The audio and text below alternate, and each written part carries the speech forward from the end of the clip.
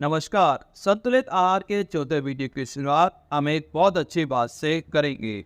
हमें ये बात अच्छे से पता होनी चाहिए कि स्वादिष्ट खाने भी संतुलित आहार में आते हैं। जी हाँ, अगर हम संतुलित आहार लेना चाहते हैं तो हमें स्वादिष्ट खानों को छोड़ने की जरूरत नहीं होती है। हमें बस इतना ध्यान रखना होता है कि खाने की मात्रा सही होनी चाहिए। याद रखिए, खाने की मात्रा सही होनी चाहिए, ना कम ना ज्यादा। और खाने की मात्रा को सही रखने के लिए हमारे खाने में पौष्टिक तत्व की मात्रा सही होनी चाहिए और साथ साथ पौष्टिक तत्व का जो कैलोरी का प्रतिशत है वो भी सही होना चाहिए। हमारे खाने में अगर पौष्टिक तत्व की मात्रा सही है, पौष्टिक तत्व की कैलोरी का प्रतिशत सही है, तो स्वादिष्ट खाने भी संतुलित आहार में आते हैं।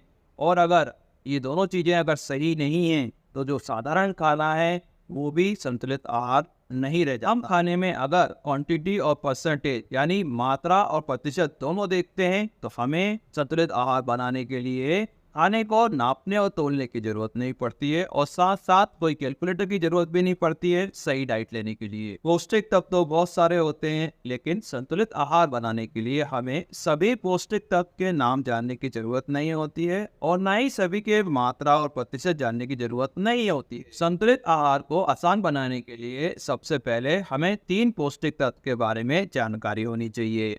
ये तीनों पौष्टिक तत्व हमें कैलोरी देते हैं और इनके नाम है प्रोटीन, कार्बोहाइड्रेट और फैट।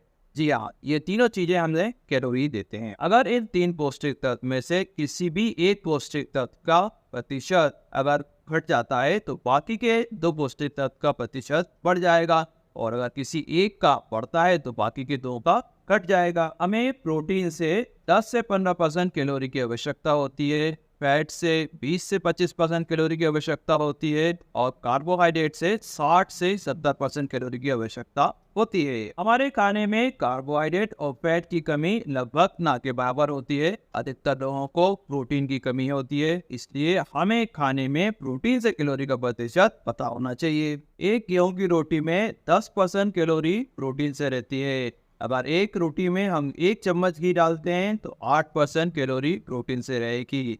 अगर 3 रोटी के साथ अगर हम 1 कटोरी दाल लेते हैं तो 12% कैलोरी प्रोटीन से रहेगी, क्योंकि दाल में जो प्रोटीन से कैलोरी का प्रतिशत रहता है वो 28% रहता है। अगर घी लगी रोटी में हम सब्जी के साथ खाते हैं और जिसमें कि तेल डला हुआ है ज़्यादा, तो प्रोटीन से कैलोरी का प्रतिशत घट के 6 से 7% हो जाएगा।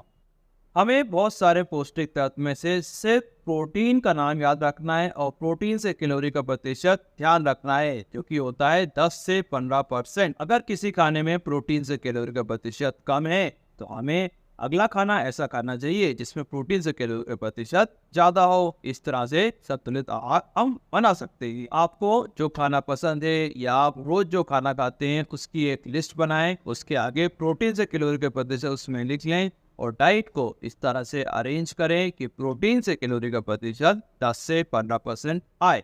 संतुलित आहार के बारे में अगर आपका कोई प्रश्न हो तो जरूर पूछें। हम मिलते हैं अगले वीडियो में। Thank you.